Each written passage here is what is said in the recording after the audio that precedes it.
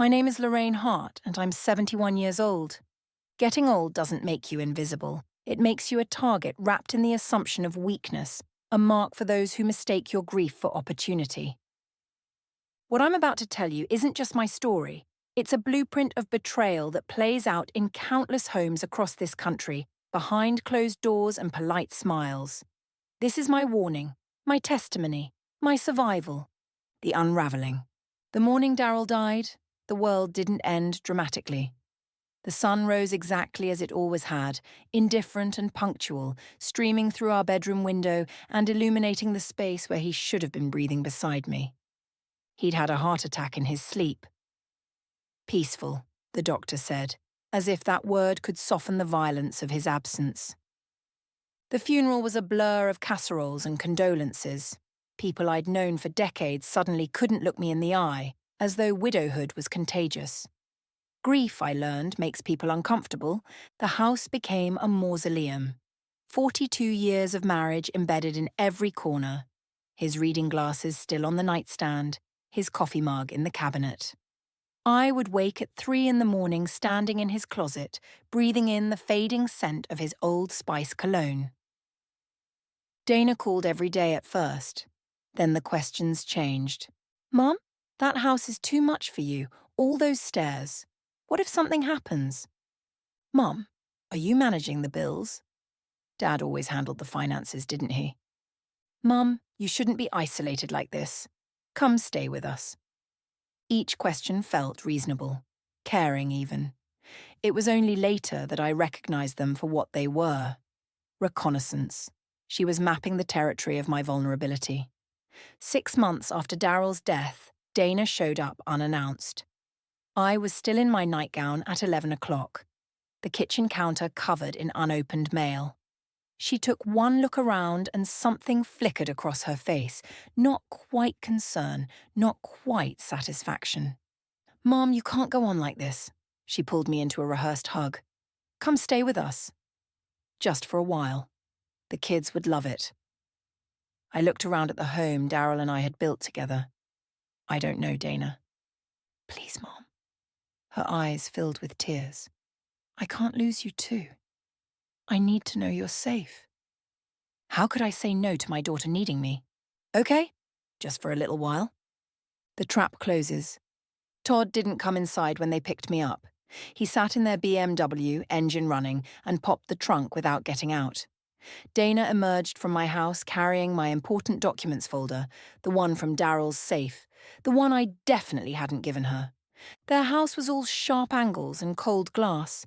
My room was at the back next to the laundry. The thump of the washing machine would become the soundtrack to my captivity, though I didn't know it yet. I tried to make myself useful. I cooked Daryl's pot roast recipe. Dana ate 3 bites. We're trying to eat cleaner, Mom. The rest went in the garbage disposal. I did laundry. Dana redid it. I offered to watch the kids. They have tutors and activities, Mom. Every attempt at contribution was gently, firmly deflected. I should relax. I should rest. I should be useless. Small things started disappearing. My purse, my phone charger, my car keys. You shouldn't be driving right now, Mom. What if you get distracted? Each loss was explained with such reasonable concern that I felt guilty for questioning it. 3 weeks in, I needed to go to the bank. Dana waved dismissively. I set up online banking for you. Much easier. She pulled up my account on her laptop, typing in a username and password I'd never given her. The balance was much lower than expected. Where did... Dana, there should be more... There have been expenses, Mom. The house, the bills, the funeral. Don't worry about it. I'm handling everything. That night, I couldn't sleep. At 2 in the morning, I crept to Dana's office. Her laptop was open, still logged into my bank account. My hands started shaking. Transfers, dozens of them, 500 here, 2,000 there, 8,000, all going to an account I didn't recognize. Dating back 3 months, starting 2 weeks after Daryl's funeral. My daughter had been robbing me before I even moved in. Footsteps in the hallway. Todd appeared in the doorway. Lorraine? What are you doing? I was looking for tissues. Got turned around. He stared at me for a long moment. Probably best if you stay in your room at night. At your age, a broken hip can be very serious. The threat was delivered with such polite concern, it took me a moment to recognize it as a threat. The coup. The next morning, Dana appeared in my doorway with a folder of legal documents. Mum, we need to talk. Todd and I have been consulting with an elder law attorney. Given your situation, the grief, the memory issues. What memory issues? Mom. You couldn't find the bathroom last night. You've forgotten medications. Last week you left the stove on. You did, Mom. I didn't want to embarrass you, but it's becoming a safety concern. She pushed papers toward me. This is a power of attorney. It just allows me to help manage things while you're not yourself. I don't want to sign anything. Her expression hardened. I'm trying to protect you from making decisions you'll regret. You don't understand how these things work. You never had to. Dad always handled it. It was such a perfect lie. I need to think about this. Of course. But Mom, we can do this the easy way, with your cooperation. Or we can do it the hard way. I sat on the bed holding Daryl's watch. The one thing of his I'd kept. It still ticked 5 minutes slow. He'd refused to get it fixed, said it reminded him not to rush through life. I realized I couldn't sign those papers, but I also realized I was trapped.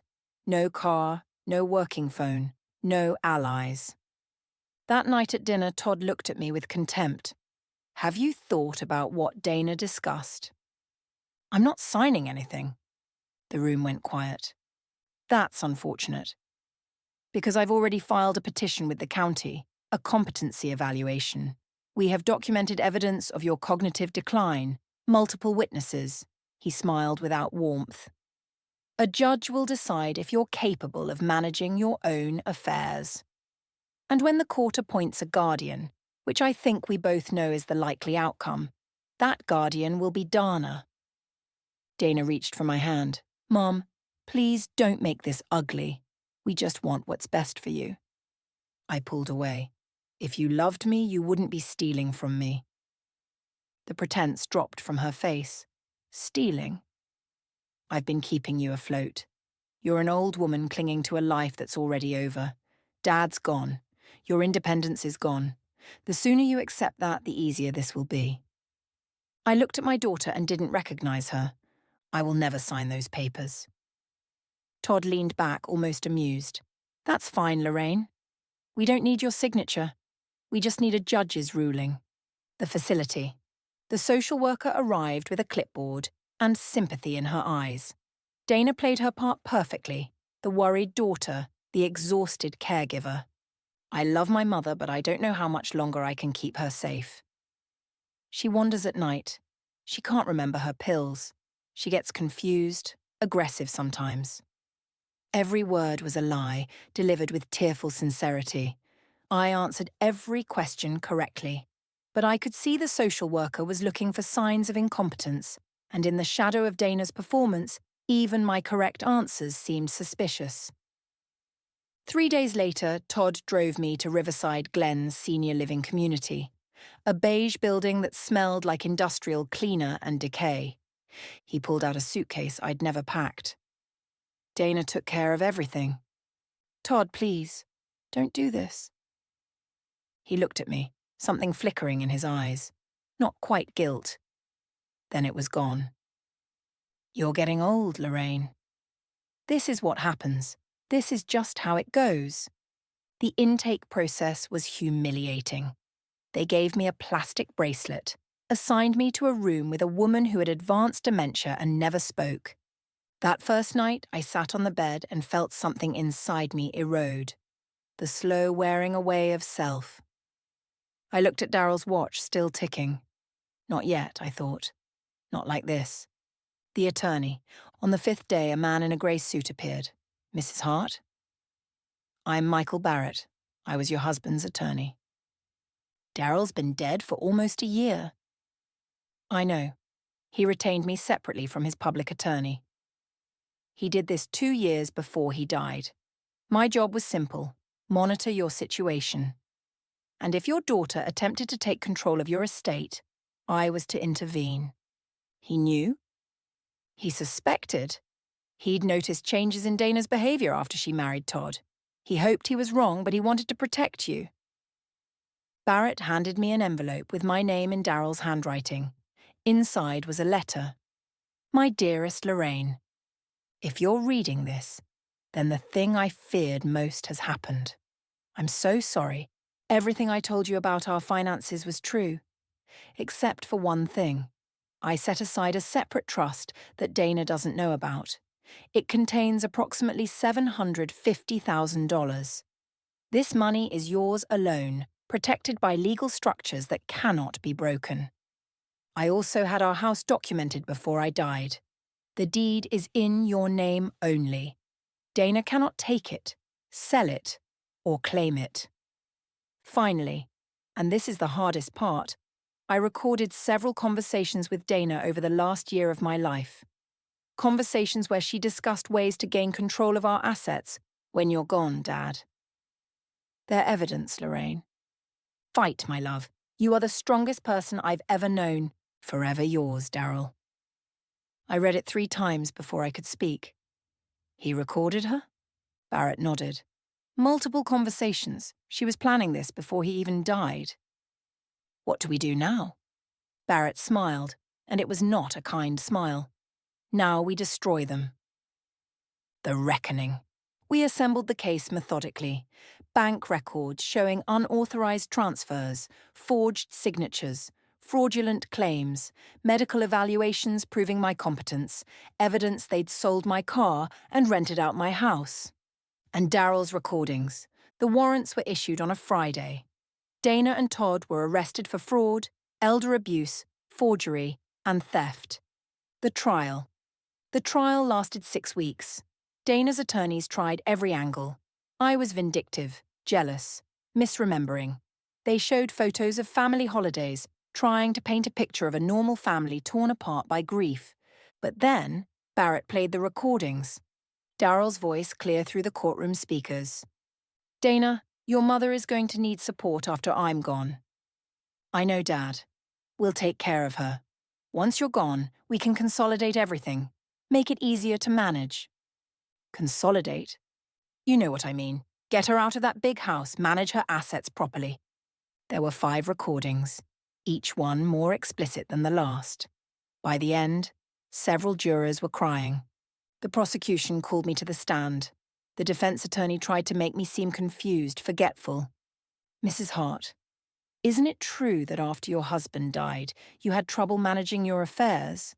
No, I was grieving, but I never stopped being competent. But you agreed to live with your daughter. I looked directly at Dana. I moved in with my daughter because I was lonely, because I was sad, because I thought she loved me and wanted to help me heal. I didn't realize she was planning to rob me. The defense tried one more angle. Isn't it possible you're misremembering? Let me stop you right there. I leaned forward. I am 71 years old. I have been a widow, a mother, a nurse, a volunteer, a taxpayer, and a homeowner. I have never once lost my mind, my memory, or my ability to know when someone is lying to me. I pointed at Dana. My daughter and her husband stole from me. They isolated me. They tried to institutionalize me so they could take everything I had. Those are facts, not grief. Facts. The courtroom was silent. The verdict. The jury took 4 hours. Guilty on all counts. At sentencing, the judge looked over her glasses at Dana and Todd. What you did represents one of the most insidious forms of betrayal. You didn't just steal her money. You attempted to steal her autonomy, her dignity, her very sense of self. This wasn't opportunistic. This was calculated and sustained over years. Dana got 4 years, Todd got 6. As they led her away, Dana looked back. Mom, please. I'm sorry, I didn't mean... I looked at this woman who shared my DNA but not my values, and I felt nothing. Not hatred, not love, not even anger. Just nothing. I turned away and walked out, rebuilding. I recovered my house and the stolen funds. I hired contractors to repair the damage. On the wall where Todd had painted over our grandchildren's height marks, I spent an afternoon carefully recreating every line, every date, but the house was too full of ghosts. I sold it and bought a small cottage by the lake. It has a porch with a swing and a garden where I've planted roses. Red ones for remembrance, white ones for new beginnings. I started volunteering at a senior legal aid clinic, helping other older adults recognize the signs of financial abuse and protect themselves. Once a month, I speak at conferences. The people who hurt me most, I always say, were the people I trusted most. That's how these things work. Dana writes to me from prison sometimes, letters full of apologies. I read each one once, then I file it away. I don't respond. Forgiveness isn't something you owe people just because they're related to you. Forgiveness is earned through change, through genuine remorse, through time and proof. My grandchildren, Lily and Evan, reached out last month. They wanted to hear my side. I told them the truth. We're rebuilding something new. Not what we had before, but something honest. I'm 72 now. My hair is completely white and my knees complain when it rains. But I pay my own bills. I make my own decisions. I sign my own checks. Last week, a woman at the clinic, 83, trembling, told me her son had taken her credit cards, had moved her into his house. I held her hand. You're not declining. You're being targeted, and we're going to stop it. We did. Before she left, she hugged me hard. Thank you for believing me. I believe you, I said, because I am you. And we don't disappear just because someone decides we should. This is what survival looks like now. Bearing witness, helping others, refusing to be erased. Daryl's watch still ticks on my wrist, 5 minutes slow. But time doesn't matter when you're finally fully free. If someone you love is being abused, report it. Call Adult Protective Services. Consult an elder law attorney. Document everything. We are not invisible. We are not weak. We are not done.